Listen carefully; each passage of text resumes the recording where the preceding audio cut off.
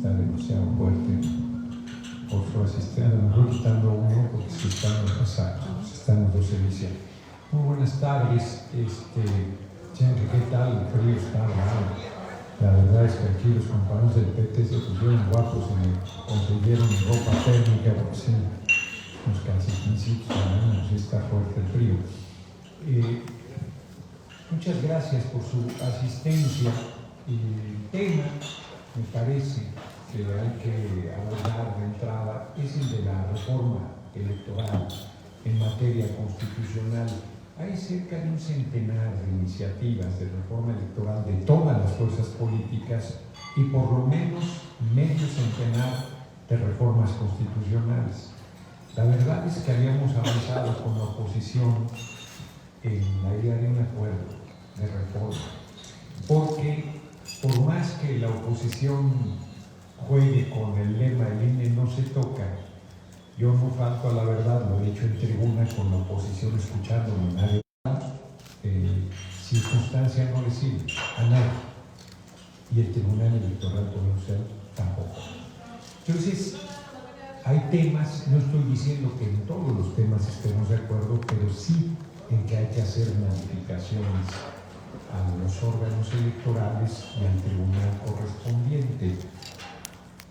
Sin embargo, a partir de la marcha del 13 de noviembre, la primera que le sale bien a la oposición, ellos se ensoberbecieron y se entramparon, porque al plantar una posición de rechazo a la reforma, porque insisto, no está a discusión únicamente la reforma constitucional enviada por el compañero presidente, están a discusión medio centenar de reformas presentadas por todas las fuerzas políticas.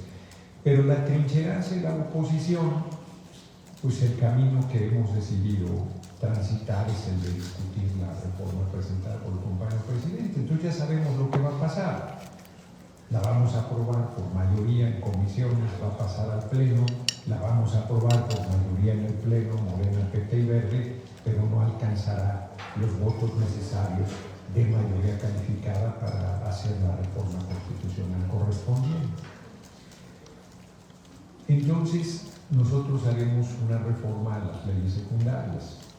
La oposición ha estado manifestando, el León cree que todos son de su condición, que nosotros pretendemos cambiar las leyes secundarias para violentar el marco constitucional. De ninguna manera. Ellos, el PRI primero y el PAN después, sí hacían reformas a leyes secundarias cuando no podían mover la Constitución y con eso violentaban el marco legal. No será nuestro caso. La verdad es que nosotros, si quisiéramos el control del órgano electoral, lo tendríamos, porque la legislatura pasada elegimos 4 consejeros y teníamos la mayoría calificada para elegirlos solos. No necesitábamos ni un voto de la oposición, ni un voto. Escogimos 4 y el próximo año elegimos 4 más. Por lo tanto, tendríamos 8 de los 11. Dentro de ellos el presidente, que se renueva el año entrante. Tendríamos el control del órgano con las reglas que ellos establecieron. Y lo que el compañero presidente ha planteado, pues es que se decida no por cuotas partidarias, porque hasta ahora los órganos electorales se establecen por parcialidades. El PRI se queda con una parte, el PAN se queda con una parte, dependiendo de quién tuviera mayoría se quedaba con 2 de los 4, el otro. Si el PAN tenía mayoría se quedaba con 2, uno el PRI y uno, si acaso, la oposición, a veces es eso. Si el PRI tenía mayoría, entonces el PRI se queda con 2, el PAN con 1 y si acaso uno para la oposición. La suma de parcialidades no da parcialidades y la composición del órgano electoral desde nuestro punto de vista ha hecho la crisis mayor, como lo hizo Córdoba y Ciro Murayama, que no son árbitros vendidos, sino que son francamente pugnaces en contra de nuestro movimiento. Son jugadores del otro equipo, para decirlo claro. Este es el escenario que tenemos. Pues ni nos preocupa ni nos desespera, porque ellos dicen que gracias al órgano electoral tenemos la presidencia. No, no es así. A pesar del órgano electoral, es gracias al pueblo y a su votación abrumadora que tuvimos el 2018 primero y el 2021 después, tenemos, muchas gracias, la presidencia de la República y la mayoría en la Cámara de Diputados. La mayoría de la Cámara de Senadores lo tuvimos desde 2018. Voy cerrando. La oposición sostuvo que por lo menos nos quitó la mayoría calificada, miente otra vez, porque a pesar de lo fuerte de la votación en favor nuestra en 2018, nosotros no tuvimos mayoría calificada. Tuvimos mayoría simple, la mayoría calificada nos dio un rompimiento de 10 diputados del PRD que se sumaron con nosotros y del Partido Verde que había ido aliado del PRI y se sumó a nosotros en una alianza legislativa primero y en una ya alianza electoral en 2021. El próximo domingo vamos a tener una marcha, creo que la más grande que haya habido en el país. Yo creo que quizás la más grande previa es la del desafuero, cuando el entonces jefe de gobierno, hoy compañero presidente, fue sacado de la contienda electoral por quien está en la presidencia, Cabeza Hueca Fox, y lo desaforó y pretendían meterlo a la cárcel, y gracias a la movilización popular impresionante se paró ese proceso. El desafuero se hizo, pero ya no continuaron con procesarlo y meterlo a la cárcel con una patraña de acusación. El hoy compañero presidente ha llenado el Zócalo cualquier cantidad de veces en los años previos que venimos de la lucha opositora. La lucha callejera, para decirlo de manera coloquial, es nuestro fuerte. Ahí la oposición no tiene nada que hacer frente a nosotros.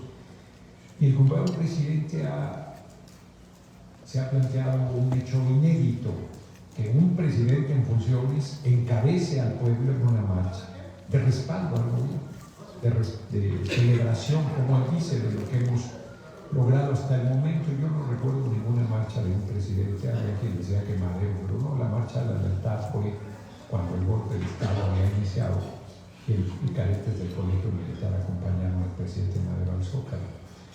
No es el caso. Va a ser una marcha, yo creo que inédita, histórica, impresionante, y que no es competencia, porque ahí nosotros no competimos, avasallamos, sino es refrendar el apoyo abrumadoramente mayoritario que nuestro gobierno, nuestro movimiento tiene. En este contexto estamos. Yo cerraría con un comentario sobre un tema local, Chihuahua. Chihuahua es el sexto estado con el mayor número de homicidios del país. Todos se lo cargan al compañero presidente, yo diría a los gobernadores y los alcaldes, como para qué sirven, si no tienen responsabilidades también en la cebada. Ha estado haciendo una campaña insidiosa en contra de nuestro gobierno, diciendo que son abrazos y no balazos lo que se promueve. Eso es ridículo. De modo que el compañero presidente a las 6 de la mañana le pregunte al secretario de la Defensa cuántos abrazos dieron hoy las Fuerzas Armadas a los mafiosos. A ver, Guardia Nacional, cuántos abrazos diste. A ver, Marina, cuántos abrazos dieron. Eso es ridículo, por supuesto que eso no es. Miren, traigo aquí unos datos que les comparto, los compartí en la mañana de manera muy rápida, se los planteo a ustedes, porque hay un resultado puntual, objetivo, en materia de seguridad, aunque no hemos pacificado el país, eso quién lo puede discutir. Han bajado 81% los secuestros, los feminicidios han bajado 51.7%, disminuido, los homicidios dolosos 12.8%, 6 estados concentran el 48.7% de los homicidios del país, dentro de ellos 3 estados gobernados por la oposición. En primer lugar, Guanajuato, Baja California es el segundo, lo gobernamos nosotros, Michoacán es el tercero, lo gobernamos recientemente nosotros, el Estado de México, que es el primero, es cierto, 4 de los 6 estados son gobernados por la oposición, con mayor número de homicidios. Estado de México que tiene el PRI, Jalisco que tiene movimiento planeado y Chihuahua que tiene los planeados. Entonces, de 6, 4 estados opositores son los que tienen mayor número de homicidios. Y esta cifra que quiero compartirles, que es muy interesante, fíjense, con Salinas aumentaron los homicidios 9.2%. Cedillo algo hizo bien porque tiene una disminución del 31.2%, aunque era otra época también. Con Fox hubo una alza leve de 1.6%. Y con Calderón fue donde el país se compuso 192.8%, se incrementaron los homicidios. Bueno, aquí puede ser una pesadilla durante el gobierno usurpador de Calderón. Con Peña subía 59% y con nosotros ha disminuido el 10%. Son datos puros y duros. Y en materia de robo ha disminuido el robo 23.4%, aunque hay diferentes conceptos. Por ejemplo, el robo ganado ha disminuido 10.7%, a transporte público individual 7.6%, a casa habitaciones de lo que menos ha disminuido 2.9%, a negocio todavía menos ha disminuido apenas un 1.7%. Robo a combustibles ha disminuido 91.3%. Estos son algunos de los datos que todos los lunes cierro con eso en la conferencia, la mañanera, como se le conoce, que trata los temas de seguridad, ha compartido de manera permanente y cotidiana el compañero presidente López Obrador. Reitero mi agradecimiento por su asistencia y todas sus órdenes para las preguntas que tengo. Necesito acá a la izquierda. Señor diputado, pues la marcha el próximo domingo evidentemente tiene la característica de la propuesta del presidente de la República. En este caso, si usted asiste a la marcha, ¿con qué herramienta le dice al pueblo qué es lo que se va a defender? Para usted, ¿cuáles son los principales logros de la cuarta transformación? Y el día de hoy particularmente se tiene pues un momento difícil por el asesinato de un coordinador de la Guardia Nacional en Zacatecas. Se debe de endurecer la mano para combatir a los grupos delincuenciales y quitarse de una buena vez ese mote de que solamente con abrazos se va a combatir la delincuencia. Empiezo por esto último. Yo insisto, los abrazos son para el pueblo, los balazos son hacia la criminalidad. Y yo digo, nosotros no tenemos ni un asesinado en retenes militares. No tenemos 43 víctimas de desaparición forzada, que debe ser una cosa espantosa. No tenemos estudiantes del TEC asesinados acusados de ser narcotraficantes, decir que iban armados hasta los dientes y que la comunidad hubiera luchado 2 años para demostrar que era mentira. No tenemos 21 jóvenes tirados en el piso como en Tlatlaya asesinados una vez que estaban detenidos acusados de nada. No tenemos asesinatos como el de Tamato, Michoacán, 41 niñas y niñas incluidos, o 20 como en el caso de Apatzingán. O sea, ha dicho, y no hemos utilizado nunca las Fuerzas Armadas para reprimir.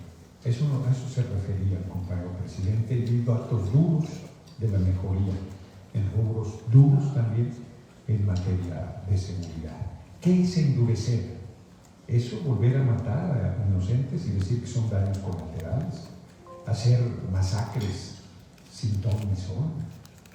Con nosotros se han escapado los narcotraficantes de los penales de alta seguridad, como fue con Fox, que se escapó del penal de Jalisco, de Puente Grande, o con Peña del penal de alta seguridad emblemático por Almoloya.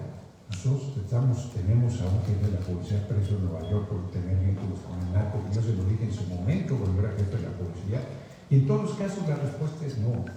Nosotros estamos atacando las causas de la desigualdad y la pobreza, y también todos los días a las 6 de la mañana. ¿Qué sentido tendría que el compañero presidente se parara a las 6 de la mañana para hacerse que no está haciendo nada? Está tomando decisiones cotidianas y los resultados los acaba de dar en cifras y no en frases.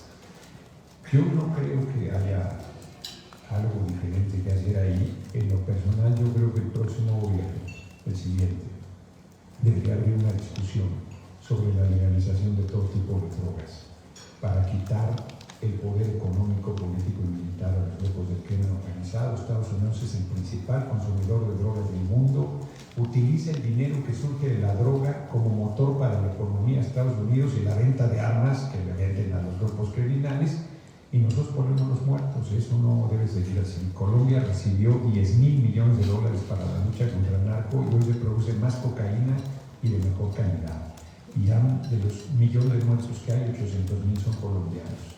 Yo estoy casi seguro que de los 200,000 restantes, buena parte han sido mexicanos, porque ahora los cárteles mexicanos controlan el 60% del comercio de cocaína del mundo. Y los dos principales mercados de cocaína de consumo son Estados Unidos y Europa. Bueno, pues no puede ser que ellos sigan en la fiesta y que nosotros estemos poniendo los muertos. Eso tiene que revisarse. Yo es lo que pienso que habría que incluir a la estrategia. Y no hay duda que hay que construir una policía estatal y municipales profesionales, bien pagadas. Pero eso no se ve nada sencillo. O sea, el estado de Guanajuato o de Chihuahua, que votaron en contra de sus diputados, no quieren que salga la Guardia Nacional del Estado. Pues claro, porque esos policías estatales no sirven para apretar el problemón de inseguridad que hay. Y los policías municipales menos, a veces con sueldos miserables, con mal armamento, en situación, a veces ni seguridad social tienen, o sea, una cosa terrible, ¿no? Entonces ahí tenemos un vacío considerable. Y todavía no hemos logrado, eso también tenemos que resolverlo, que no se rechace ningún joven de las preparatorias o de las universidades públicas. Eso es fundamental para ir quitándole gente al crimen organizado frente al cierre de posibilidades de empleo o de educación para los jóvenes en el país.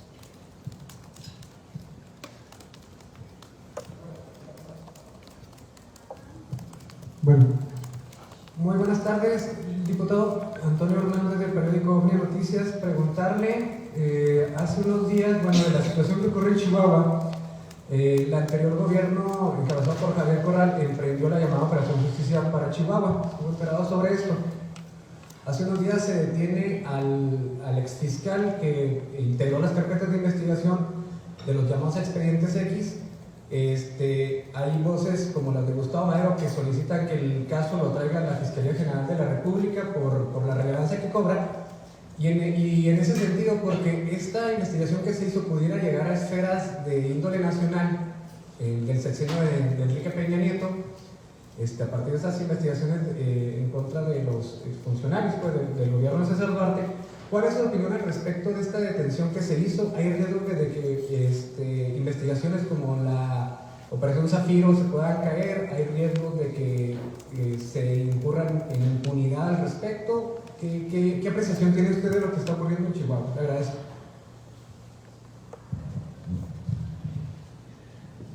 Yo digo que respeto al pleito ajeno es la paz, pero haces una pregunta y me obliga a comentarlo.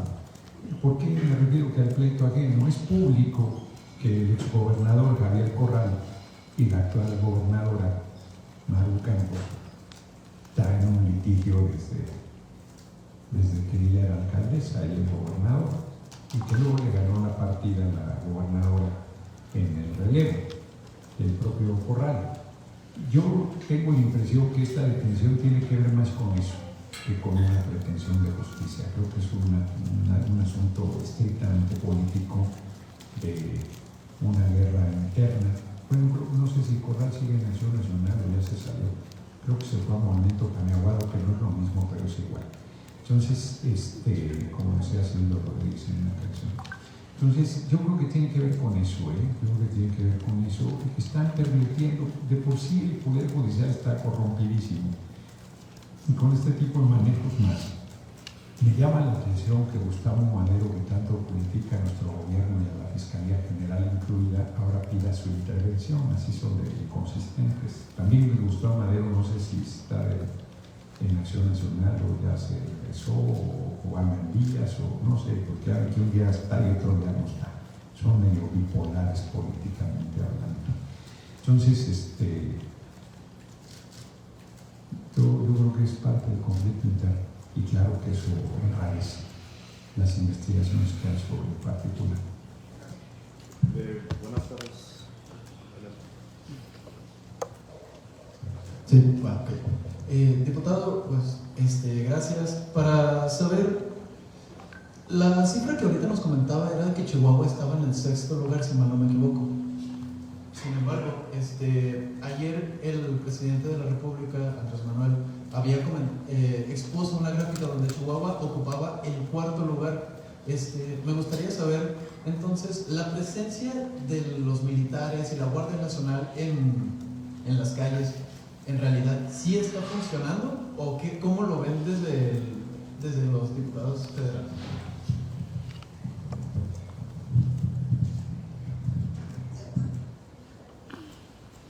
Yo creo que no nos escuchamos.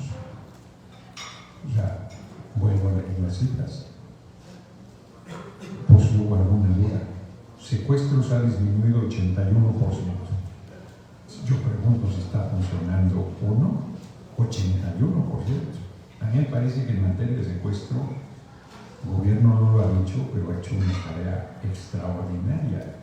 Que la participación de las Fuerzas Armadas además con un marco legal que no tenían durante los gobiernos anteriores. Si alguien me dice que disminuir 81% no es un logro extraordinario, feminicidio 51.7%, digo, decíamos que no mataron a ninguna mujer por ser mujer, eso debe erradicarse, es brutal, pero hay un resultado impresionante. Homicidios dolosos 12.8%. Tú me dices este dato que yo estoy presentando pues no es el más actualizado, el último es el de este lunes, donde yo no sabía que ahora ya está Chihuahua en el lugar 4, o sea que ahí la lleva la gobernadora. Al paso que va empata con Guanajuato, que también son pañaguados. Y vi las cifras de los gobiernos en términos de homicidio. Fue con Calderón que se generó el incendio del país. Entonces, a ver, alguien piensa que están haciendo malas cosas, supongo por las preguntas. ¿Y qué tendríamos que hacer? Cuando dicen mano dura, ¿qué tendríamos que hacer? O sea, ¿qué están planteando? Que instalemos la pena de muerte como Estados Unidos y a pesar de eso entran a un supermercado y masacran a la gente que ahí está, o entran a una escuela y masacran a los niños que ahí están. O sea, ¿qué es lo que nos están planteando? Porque en realidad no hay crítica, lo que hay es descalificación. O sea, ¿qué es eso de mano dura? O sea, ¿qué quiere decir eso? Nosotros estamos actuando con blanquería. Ni siquiera se reconoce que se presentan a los delincuentes y que es el Poder Judicial el que los suelta, por la corrupción que hay en el Poder Judicial. No hay una exigencia del pueblo diciendo, oh, bueno, sí hay, pero así en términos generales, no un clamor que digan, oigan, el Poder Judicial ya basta con eso, hay que cambiarlo, porque está corrompidísimo. No, siguen diciendo que el problema es que si la Guardia Nacional, que si el Ejército, que si tal, que, o sea, quitarnos a las Fuerzas Armadas de las labores de seguridad pública. O sea, nadie en su sano juicio plantearía eso. Nadie. Bueno, hay una senadora que se la pasa diciendo barbaridades de nuestro gobierno y pide que a su hijo lo proteja la Guardia Nacional. Pues no puede haber mayor hipocresía que esa. Yo creo que estamos avanzando, pero que nosotros reconocemos, por eso se amplió la presencia de las Fuerzas Armadas hasta 2028, porque el compañero presidente se había planteado la meta de que en marzo de 2024 ya había pacificado el país. Y ha visto que por más empeño que le pone no va a alcanzar el objetivo durante su gobierno, pero los resultados son evidentes. A mí me parece que son objetivos, más allá de lo que se quiera decir.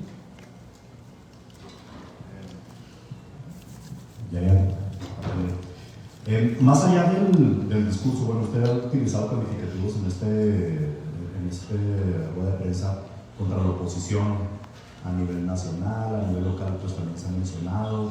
Sin embargo, más allá del discurso, de los posicionamientos ideológicos, aquí en Chihuahua, pues el PT siempre ha votado todo a favor de los gobiernos del PRI y del PAN. Incluso han habido en este último año legislativo pues algunos temas de bastante importancia en el Congreso del Estado, donde el voto del PT se va a favor del PAN. Y bueno, son temas trascendentales que hubieran podido ir a favor de la oposición estatal, que es de Morena, que son los aliados naturales del PT.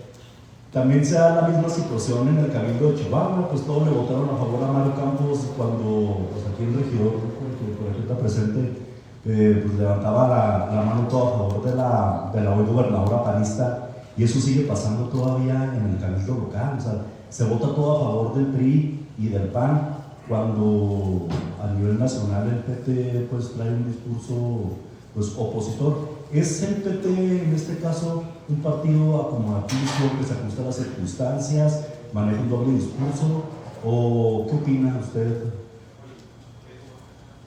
diputado?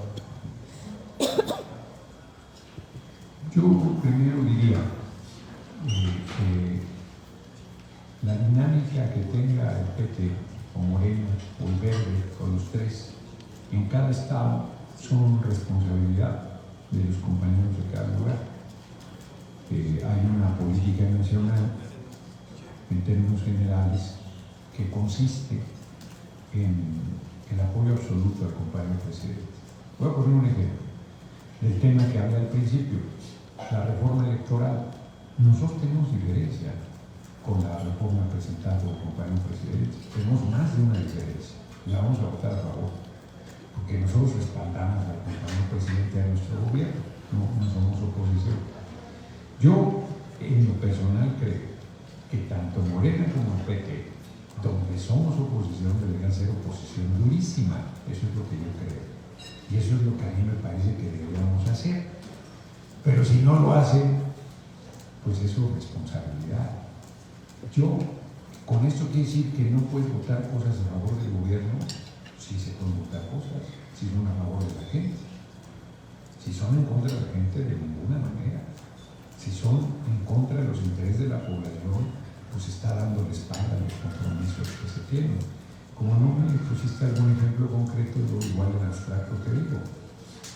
Nosotros, por ejemplo, hemos votado cosas, más bien el PAN ha votado cosas con nosotros y el PRI.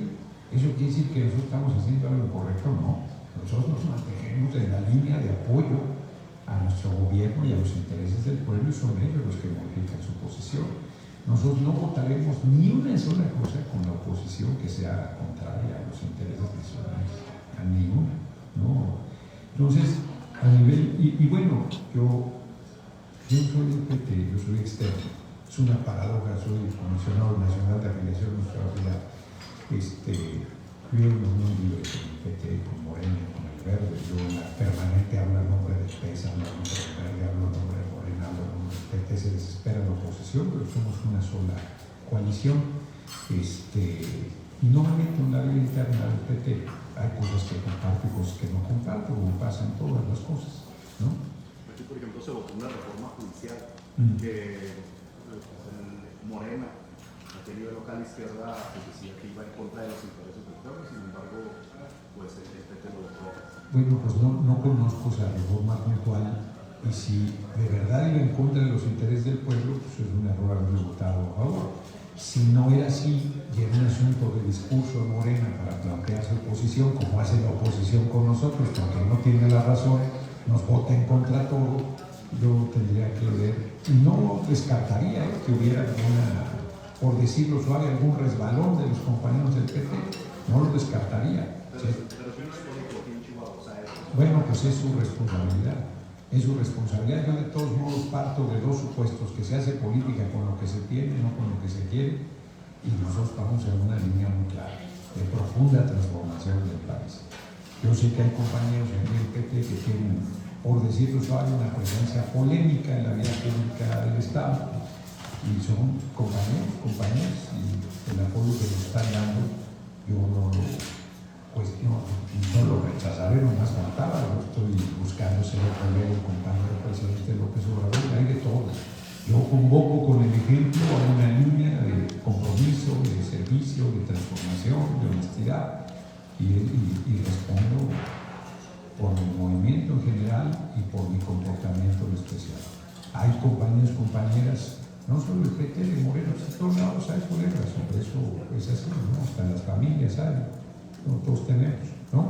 Entonces, cada quien se hace responsable de sus actos, y de cualquier manera hay que trabajar para que tengamos una línea única, consistente, que no tengamos estas contradicciones que efectivamente existen. Buenos días, diputado Pedro Javier Antonio de Sueños y Realidades. Bienvenido a la tierra del sotol y la carne seca, Chihuahua. Diputado, hay varias cosas que nos gustaría saber y que nos aclararas. Una de ellas es, dice el presidente de México que la corrupción ya se terminó, pero hay algunos videos y alguna información que sale, la cual dice que el movimiento o la marcha de este domingo está básicamente motivada por 300 y hasta 500 pesos por persona para que vayan a la Ciudad de México, allá en Hermosillo y en esa región y en otros estados. Esa sería la pregunta, si sabes algo al respecto. Y la otra es, dice Acción Nacional que la reforma política no va a pasar en Chihuahua porque es un atentado contra la democracia, así lo aseguran varios juristas de la región y del país. Bueno, sobre lo primero, yo no he escuchado que el compañero presidente diga que se ha acabado la corrupción. Él ha insistido que las escaleras se van de arriba hacia abajo, y en la presidencia no hay corrupción, no se ha dicho de otra manera. El compañero presidente lo pueden acusar de cualquier cosa menos de corrupto, no intachable, ¿no? Y exige lo mismo para sus colaboradores y colaboradoras. ¿Eso quiere decir que no haya corrupción? No, claro que hay. O sea, yo voy a poner un ejemplo. Yo me encuentro en todos los lugares a donde recorro personas que no están recibiendo su apoyo de adulto mayor, que ya es un derecho constitucional, o algún tipo de apoyo.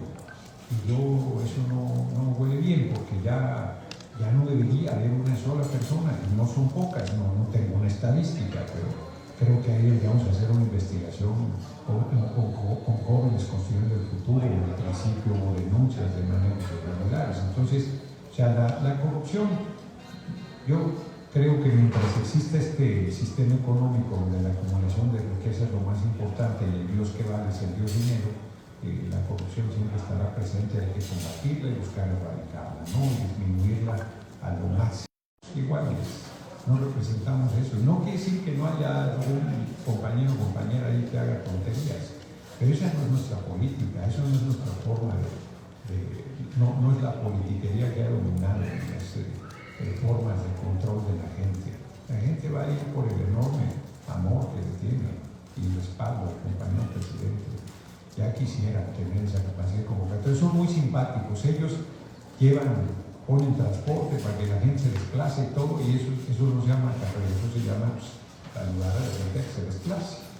Y si nosotros hacemos lo mismo, se llama carrera. Ellos no demuestran que se le esté pagando a nadie, porque además es falso que eso se esté haciendo. Es ridícula la acusación, pero se maneja como si fuera algo cierto. De entrada, la pregunta sin ningún sustento es dar por bueno que nosotros estamos pagando para la movilización del domingo. Ya saben que va a ser una movilización avasalladora y por eso la están descalificando desde el principio. Ya se les quitó el triunfalismo y el contento que tenían después de la movilización buena que ellos tuvieron a 13 de octubre. El segundo cuestionamiento que se hace, se me pasó, era sobre... Dice Acción Nacional que la reforma... sobre la reforma, que la van a votar en contra. Son culebras, son los hipócritas. O sea, igual que con la Guardia Nacional, votan en contra, pero bien que la quieren en sus estados. O sea, y la reforma, que vamos a desaparecer al INE, hipócritas. ¿Quién plantea desaparecer al órgano electoral? Ya dije que podemos tener su control con las reglas actuales. Nadie dijo que porque cambió de IFE a INE iba a desaparecer el IFE. O sea, son transformaciones que viene desarrollando el órgano electoral. Pueden estar de acuerdo o no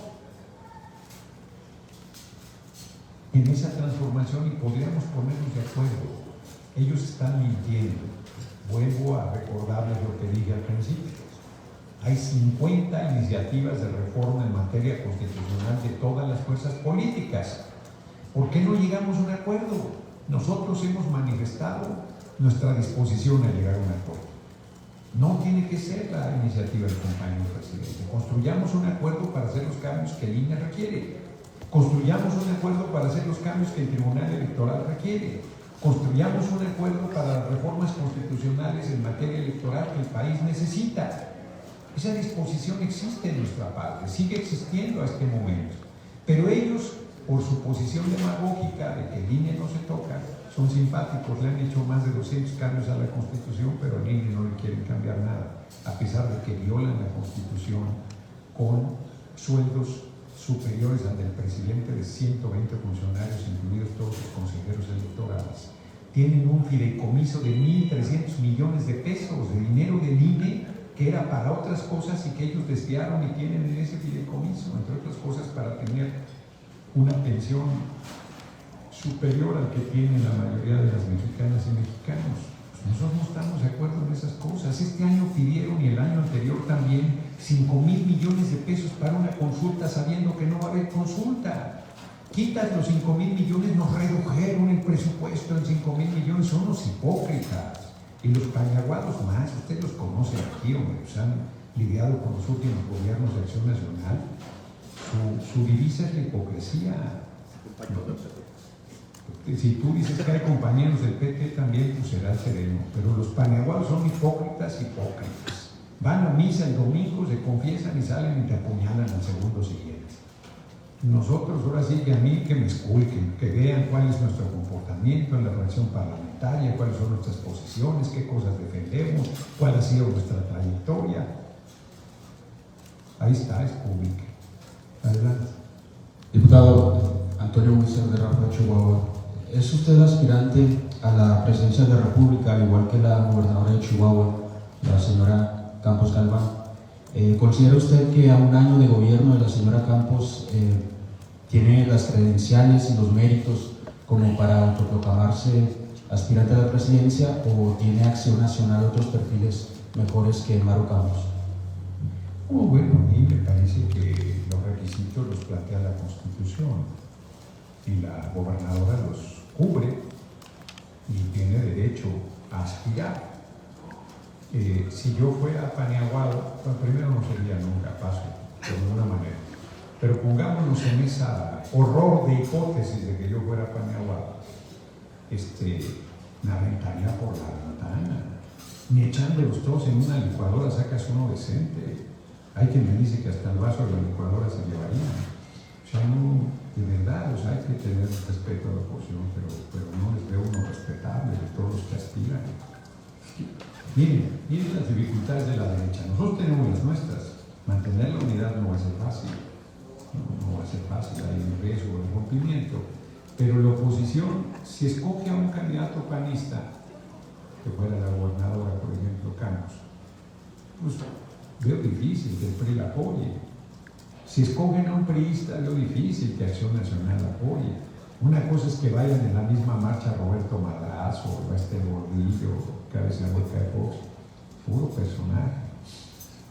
Y otra cosa es que puedan unificarse en torno a la presidencia de la República. Lo veo difícil. La propia disputa de Acción Nacional traen, como cada presidente se metió la libertad de subir dando nombres, andaban en 42, más los que se acumulen esta semana, ¿no? Entonces, derecho tiene.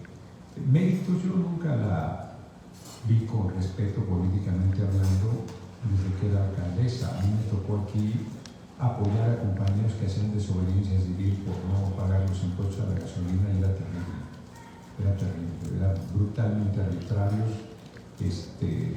inventaban delitos a la gente, porque nosotros decíamos, meternos a la cárcel por no pagar impuestos. Efectivamente no estamos pagando impuestos y procede que nos procesen, pero no que nos inventen delitos, ¿no? Llegué a hablar con ella nunca, porque siempre la buscamos para discutir esos temas, y Evaristo siempre nos mandaba con su secretario de gobierno, que era homónimo del gobierno de Corral, ¿cómo se llamaba? César algo, ¿no? César Jauregui, César ¿qué era? Jauregui. Y te decían una cosa y saliendo ya te habían clavado la puñalada. Terribles. Yo creo que lo que dice Corral de la gobernadora es cierto, y a la inversa puede ser que también, aunque Corral es mi amigo, pero eso no le quita a los panistas, y son muy hipócritas, la verdad. Espero que no me acusen de violencia política de género, por decir que son muy hipócritas. Estoy diciendo a todos los panistas por igual. Diputado, la tríada PRI, PAN, PRD pues dice que no va a ir la reforma del INE, según ellos pues, no la quieren aprobar. Tienen en sus puntos fundamentales la desaparición pues, de las OPLES y los salarios. ¿Qué puntos podría sacrificar pues ahora sí la alianza PT Morena Verde para que pues esta reforma se pudiera dar? No sé, los puntos, por ejemplo, lo de los sueldos, o qué puntos sí podría sacrificar y qué puntos dice, estos puntos ni me los toquen, estos sí van para la reforma electoral. Fíjate, lo de los sueldos lo dice la Constitución, ni siquiera es algo que nosotros queremos imponer. Antes de que nosotros llegáramos al gobierno, la Constitución ya decía que nadie puede ganar más que el presidente de la República. Y lo único que estamos exigiendo es que se cumpla el marco constitucional, y se niegan. Bueno, eso, pues claro que es irrenunciable, ni modo que nosotros estemos de acuerdo en que se viole el marco constitucional.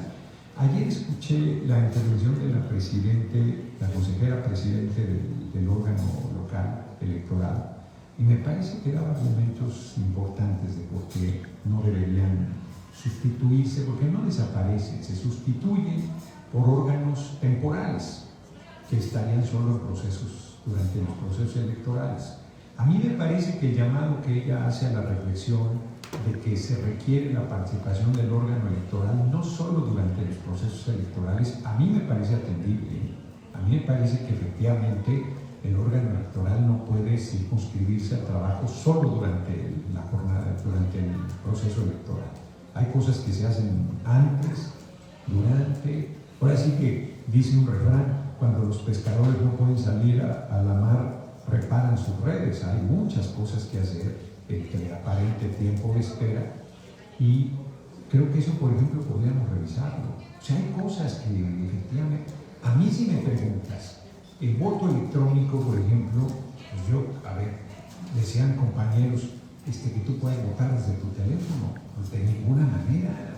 Pues con la compra del voto, pues yo te voy a tener ahí al cabrón que te pagó para ver que estés votando correctamente. No, debe ser una urna electrónica, y yo creo que debe dar un testigo en papel, porque le tenemos muchísima desconfianza todavía a los procesos electorales, y no hemos construido la condición de que ya todo el mundo estemos tranquilos de que se va a respetar nuestro voto. Entonces yo creo que hay muchas cosas que se pueden revisar y que se podrían acordar. Yo insisto que había ya un acuerdo con toda la oposición de cambios que podíamos hacer, y se echaron para atrás por la movilización del 13. Yo creo que están haciendo es su derecho, no lo critico, de que ellos quieran hacer un uso político del tema y rechacen la iniciativa del compañero presidente y digan que fue un triunfo y que lograron la defensa del órgano electoral y de la democracia y toda la demagogia y patrañas que dicen. Yo creo que la mayoría de la gente no va a ver bien la decisión de ellos. Yo creo que están equivocando otra vez. Pero bueno, pues cada quien asumirá el costo de su decisión. Yo creo que no se va a aprobar, y creo que vamos a ir a una ley secundaria, y en la ley secundaria no los necesitamos. En la ley secundaria tenemos mayoría, y si nos da la gana cambiar lo que a derecho podemos cambiar, sin tomar la opinión de la oposición, podemos hacerlo. Y a pesar de eso, yo creo que deberíamos discutir con la oposición los cambios a leyes secundarias. Diputado, ¿cuál es su panorama con respecto a los candidatos, ya sea propios de la Cuarta Transformación, como la oposición? ¿Cómo va a llegar el escenario al final? Y usted mencionaba ahorita, a mano alzada, sometió a votación compañeros de los yonques, de organizaciones de yonques y del PT, de si estaban de acuerdo o no en que el presidente fuera quien designara a su sucesor. No hay confianza en el presidente al respecto de esta postura, esta campaña que está haciendo Fernández de Noroña, de que pues sea el pueblo quien decida al candidato que debe suceder al presidente Andrés Manuel López Obrador, pero pues también hay confianza de mayor población en las decisiones del presidente. Entonces el presidente, si tuviera un candidato o candidata, en este caso se habla que la favorita de él es Claudia Sheinbaum, pues ¿qué mensaje se manda? Porque Fernández Noroña pues anda por los estados comentando de que pues a ver si el presidente decide o no, pues están a favor de un personaje del pueblo. Usted se denomina como Noroña Pueblo. Bueno, la pregunta que haces es contradictoria, porque por un lado dices que si le tengo confianza, él ha dicho claramente que no va a intervenir, y yo le tengo confianza y respeto, y hay tendencias autoritarias también, eso es evidente. Él, por más que dice que no hay ninguna persona que le esté apoyando, muchos reproducen lo que tú comentas, que hay una persona que sí tiene su apoyo, y entonces hay una campaña de Estado en torno a una persona. Pues eso es incorrecto, pues eso es lo que nosotros hemos combatido. O sea, no somos el PRI. Si el compañero presidente es un chingón, pero no por eso va a decidir el candidato a la presidencia. Él mismo lo ha dicho, no hay dedazo, no hay cargada, el pueblo va a decidir. Ha insistido en esa posición. Y yo cuando le pregunto a la gente lo hago para fortalecer esa posición, porque como tú viste, hay gente que alza la mano cuando pregunto, no es que el presidente decida. Hay quien lo hace así, como esta será la respuesta buena, o hay quien lo hace convencido, porque hay una política priista dominante en el país que los presidentes designaron a su sucesor. Nada más que también lo que no se observa es que desde Cedillo esa política fracasó. Cedillo designó a la Bastida y a la Bastida se le chupó la boca en la elección del 2000, ganó cabeza Walker Fox. En 2006, Fox quería a su secretario de Gobernación, Santiago Krill, como candidato y se lo refinó en sendo fraude electoral Calderón. Y luego Fox y Calderón hicieron fraude al compañero presidente. En 2012, Calderón quería que Cordero fuera el candidato del PAN de Lazo y le ganó Josefina Vázquez Mota. Entonces, los antecedentes últimos que hay es de que eso no fructifica. Quienes quieren seguir haciendo la política periodista no fructifica. Y yo tengo confianza en que el compañero presidente respetará, pero también tengo a la vista las experiencias de las encuestas de Morena, que ha habido muchos reclamos. Yo mismo fui precandidato al Senado por la capital del país y les digo que de 3 que éramos quedé en 5º lugar. Digo, ya chingada, esa encuesta está rara. Entonces, yo no les tengo confianza. Y como no les tengo confianza, pues quiero ganar por nocaut a las encuestas y a los que operan. Yo he insistido con Mario Delgado. Mario invita a Alberto Anaya, dirigente del PT, y a la dirigente del Verde, Karen, para que se discuta. No puede ser una encuesta que haga Morena, tiene que ser un mecanismo. Bueno, el propio Marcelo Ebrard dice, a ver, en 2012 hicimos 2 encuestas. López Obrador propuso una encuestadora, yo propuse otra, hubo una tercera encuestadora que hizo la auditoría. Ese esquema era más avanzado que el que trae ahorita Morena, de una sola encuesta que ellos reciben. Yo creo que eso se tiene que discutir y que deberían invitarnos a los 5 compañeros, 4 compañeros y una compañera que aspiramos para también plantear propuestas y construir un camino común. Yo creo que el proceso debe cuidarse mucho para lograr la unidad, porque si es desaseado el proceso, pues existe el riesgo de ruptura. Yo no pienso romper, yo estoy convencido de la unidad, pero tiene que cuidarse el proceso, porque tampoco puedes atropellar y esperar que no pase nada, ¿no? No es una desconfianza del compañero presidente, es una preocupación legítima de que el proceso sea transparente, legítimo, que fortalezca el resultado. Eso va en ese sentido. Buenas tardes, Ildefonso Chávez de elpueblo.com. Diputado, con tu experiencia que tienes a lo largo de varios años, ¿cómo está el escenario para, ya sea una vía u otra, que se reduzca de 500 a 300 diputados en el Congreso, si es factible con la ley secundaria? Y la otra pregunta es, en abril se vence, algunos consejeros del INE tienen que salir. ¿Cuál es el procedimiento para los nuevos consejeros si Morena tiene mayor posibilidad de poner consejeros y con ello ya tener, digamos, una mayoría? ¿Y eso qué significa? Sí, lo comenté al principio, no sé si no le ha llegado, que nosotros podríamos tener el control del orden electoral sin cambiar. Ahora sí que, como dice la oposición, sin cambiar ni una coma la ley, porque elegimos 4 en la legislatura pasada y elegiremos 4 el próximo año. La legislatura pasada teníamos 2/3 nosotros, sin necesidad de un solo voto de la oposición, y a pesar de eso se designó a puros consejeros de la derecha, por lo menos aguados, ¿no?, que no han hecho ningún contrapeso a las tropelías de Lorenzo Córdoba. O sea, si hubiéramos querido tener el control del órgano, lo tendríamos. El año entrante podemos tener los 4 consejeros. A pesar de que no tenemos los 2/3, podemos tener los 4 consejeros. Entonces, pero no es nuestro objetivo tener el control del órgano electoral. Lo que nosotros queremos es que el árbitro sea imparcial. Si hemos luchado por eso toda la vida, ¿para qué vamos a querer? A nosotros nos favorece. Nosotros tenemos algo, lo digo en todos los mítines, aquí no lo comenté en la mañana, tenemos a los 2 líderes más importantes, al compañero presidente, que es un hombre excepcional, pero con todo respeto y cariño, él no es el líder más importante que tiene el país. El líder más importante es el pueblo de México, organizado, consciente, politizado, empujando el proceso de transformación. Entonces no nos van a poder ganar. No necesitamos ninguna ventaja de tener el órgano electoral a nuestro favor, no nos importa. No somos el PRI, no somos el PAN, no somos lo mismo. Puede haber algún compañero o compañera mareado, pero nuestro movimiento no está en esa lógica.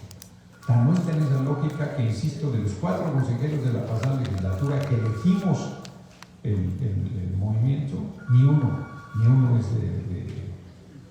vinculado al movimiento, ni uno solo, ¿no? Y lo otro que preguntabas, otra vez ya se me pasó, ya lo estoy haciendo viejito, ¿qué otra cosa me preguntaste? Sí, no se puede, porque eso está en la Constitución. Si no cambias la Constitución no puedes. Yo en lo personal no creo que deberíamos disminuirlo, O sea, ¿qué ganamos con pasar de 500 a 300? Disminuyes 1/3 de los legisladores cuando desde los 80s, que teníamos 80 millones de habitantes, no ha aumentado en la Cámara. Y hoy que tenemos 130 millones los vamos a disminuir. Yo sostengo que eso es una posición despolitizadora de la gente que odia la política y que le tenía mucho rechazo por la politiquería y la corrupción que había. Entonces se dicen barbaridades, pero no representa ni una milésima del presupuesto nacional. Los 120 funcionarios del INE que ganan más que el presidente, solo con que ajustaran su sueldo a lo que dice la ley, se obtendría el dinero suficiente de los 200 diputados. El dinero de 200 diputados no es así, pero en un cálculo grueso, majadero, alcanzaría para 1 millón de pensiones de adulto mayor un bimestre. Eso es para lo que alcanza. 300,000 millones de pesos, además ya subió y ni para eso va a alcanzar. 300,000 millones de pesos. Entonces, no es significativo y a mí no creo que sea una buena solución, pero nosotros vamos a apoyar la reforma del compañero presidente, aunque ahí tenemos diferencia. Con respecto a los plurinominales, el presidente ha dicho que los cúpulas de los partidos ponen a sus amigos, que sus más allegados, y no representan realmente al pueblo. ¿Puede hacerse modificaciones para los diputados plurinominales? Pues la posición del compañero presidente me parece curiosa porque la reforma que él propone, los 300 diputados serían plurinominales. Y yo le digo a la gente que los uninominales los deciden la cúpula de los partidos igual que los plurinominales. O sea, no me digan que los diputados de mayoría de Chihuahua les vinieron a preguntar el PAN, el PRI, Morena, el PT, el Verde, a quién querían de candidato o de candidata. Pues la deciden los partidos. Uninominales y plurinominales los deciden los candidatos, los deciden los partidos. Y quienes ganan los decide el pueblo. En ambos casos vota la gente. Y la iniciativa del compañero presidente propone desaparecer los 200 pluris de representación proporcional, desaparecer los 300 de mayoría y tener 300 diputados plurinominales de listas estatales. Eso es lo que propone la iniciativa. Sí, buenas tardes. Pues, yo pensé que no terminaba.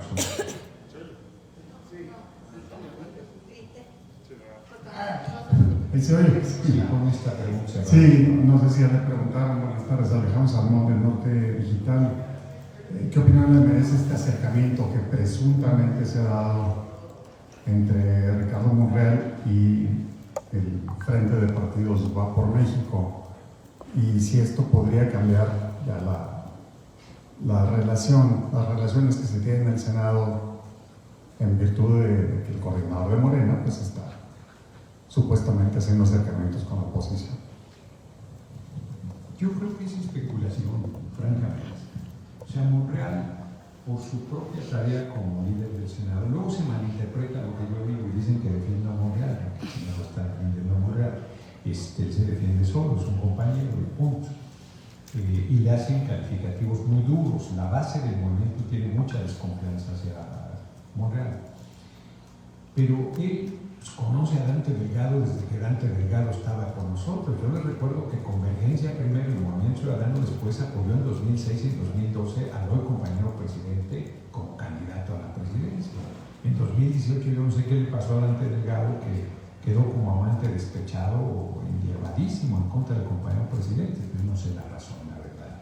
Y ahora andan, ni siquiera hacen de repente con la derecha y luego andan ahí acomodándose, ¿no? Yo creo que el Movimiento Paneaguado va a llevar su propio candidato, yo creo, ya veremos. pues ha tenido buena relación toda la vida Monreal y conoce a Osorio Chong, que fue el secretario de Gobernación. En el caso del PRD ni se diga, pues ahí pasamos muchos del movimiento, pues el PRD en su momento fue un partido de izquierda de lucha muy importante. Entonces, ¿quién me falta? Y con Acción Nacional pues mantiene buena comunicación también. Su tarea además como presidente de la Junta de Coordinación Política lo obliga a la relación permanente. Lo que se ha dicho Monreal no va a estar en la movilización del domingo. Había dicho que iba y luego yo creo que hizo bien en decir que no, porque no le va a ir bien. O sea, hay mucha desconfianza en el movimiento, lo tratan duramente, por decirlo suave. Entonces yo creo que ayuda a que no vaya, pero lo que sí ya declaró Monreal es que en diciembre decide si sigue o no. Entonces eso ha aumentado la especulación de la pregunta que tú haces, pero yo sigo pensando que es especulación, porque Monreal está, como dice la canción, que te vas y no te has ido. Desde 2018 pensaban que iba a romper y él ha estado ahí y el compañero presidente le ha dado confianza y todo. Ya ha sacado la tarea en el Senado en términos generales, pero desde septiembre la relación se ha ido cada vez poniendo más complicada y las posiciones de Ricardo Monreal se llamaba la reconciliación como si nosotros fuéramos un matrimonio mal avenido con el pueblo. Nosotros tenemos nuestra voluntad de unidad con todo el mundo, porque la oposición no tiene ninguna voluntad. Entonces, yo no especulo sobre el tema, ya se decide un rompimiento. Lo que sí te digo, y eso no es especulación, es que yo estoy convencido que quien rompa para irse de candidato a la derecha se lo chupa la bruja políticamente hablando. No tiene ninguna posibilidad. No, ahí sí de veras el calificativo de traidor, pues ¿cómo te lo quitas? Si eres candidato del PRI-PAN-PRD, habiendo sido parte del movimiento. No, eso está... La gente... Yo creo que un poco nos podría complicar un rompimiento, pero el propio rompimiento perdería su impacto si se va de candidato de la oposición, ¿no? Cualquiera que fuera, no estoy hablando de Monreal, cualquiera que fuera, yo primero muerto por ser candidato del PRI-PAN-PRD, bajo ninguna circunstancia. Pues muchas gracias por habernos acompañado. Que pasen buena tarde.